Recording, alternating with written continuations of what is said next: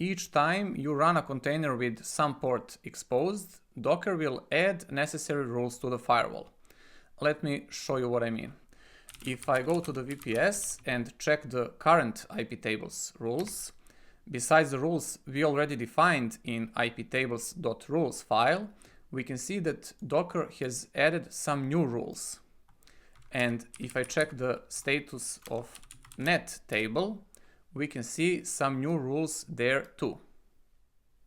In another shell on the VPS, I will now run caddy server with docker run -d for detach, meaning run it in background, -- name and then the desired container name, -p 8080, meaning map the port 80 on the host to the port 80 inside the container, and then image name, in this case caddy. Docker daemon will then pull the latest caddy image and run this container in background, which I can confirm with docker ps.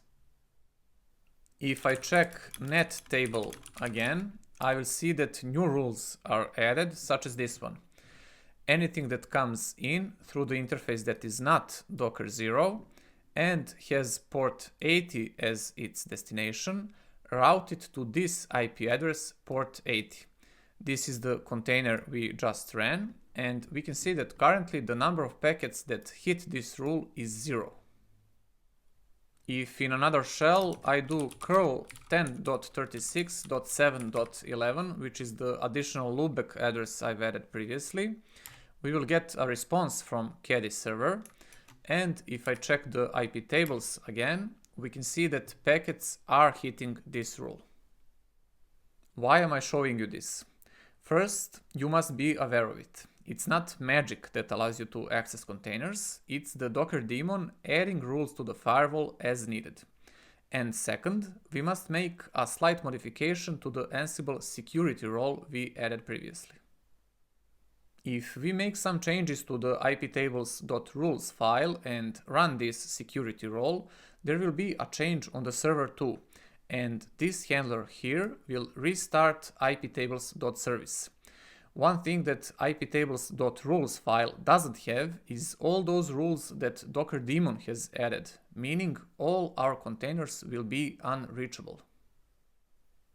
One way to restore your containers in a working state is to add another handler, which will restart Docker service after restarting iptables, so that Docker daemon recreates all those necessary rules. I'll open iptables.yml in security tasks directory and modify this notify section a bit. I will create a list where first handler will restart iptables and second one will restart Docker.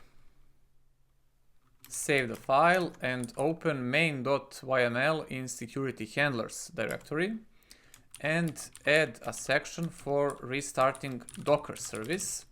Name is restart Docker and service name is Docker.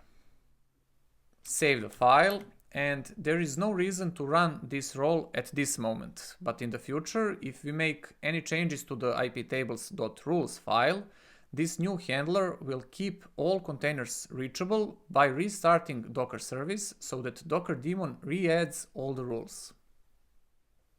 I know this was a lot to take if you haven't touched Docker before, but I think it strikes the right balance between going too deep into Docker internals and not showing you enough. You know how Docker works on a high level now, and I'll be giving you more details as we move forward with the course.